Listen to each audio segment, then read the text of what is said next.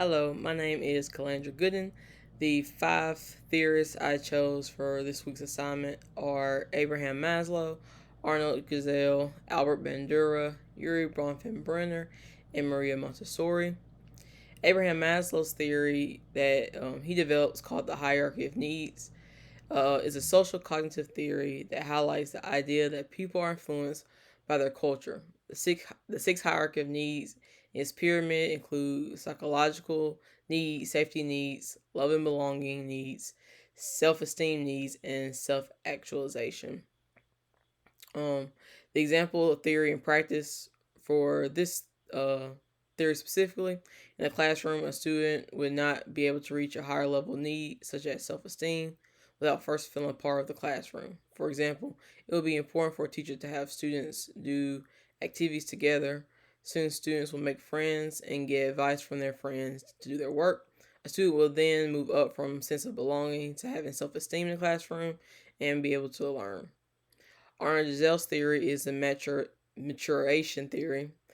He believed that persons' personalities are based on genetics and not that their environment has little to do with their development.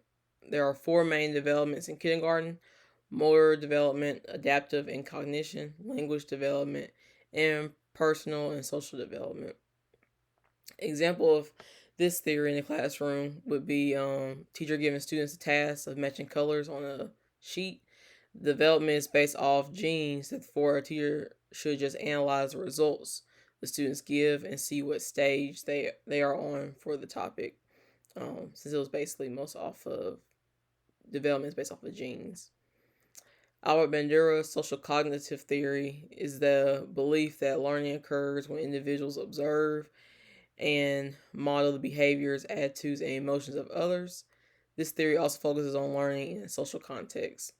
The example of this theory in the classroom could be students copying steps, problem of steps on a board. And if the equation has 3 or 4 steps, and teacher does 2 or 3 problems, hopefully the student can observe the steps and imitate those steps when given a worksheet later on. When given similar problems. Urie Bronfenbrenner had an ecological theory of development, which highlights 5 levels of relationship environments and their influence on an individual's development. The ecosystems include microsystems, mesosystems, exosystems, macrosystems, and chronosystems. Example of this in the classroom could be the student viewing the teacher as a leader, therefore is fine with asking a question about concept to the teacher when completing a worksheet. Additionally, a student interacts with the peers in the classroom, and if they work in groups, the students are assisting each other in their development. The last person that I chose for this week's assignment is Maria Montessori. Montessori method believes students are free to learn and learn from each other. It focuses on the natural curiosity and interest of a child. Example of this in the classroom could be a teacher giving a task on students making a house out of toothpicks and marshmallows.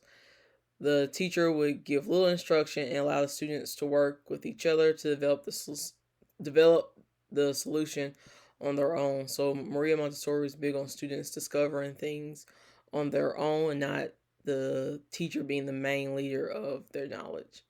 And these are my 5 theories for this week. Thank you.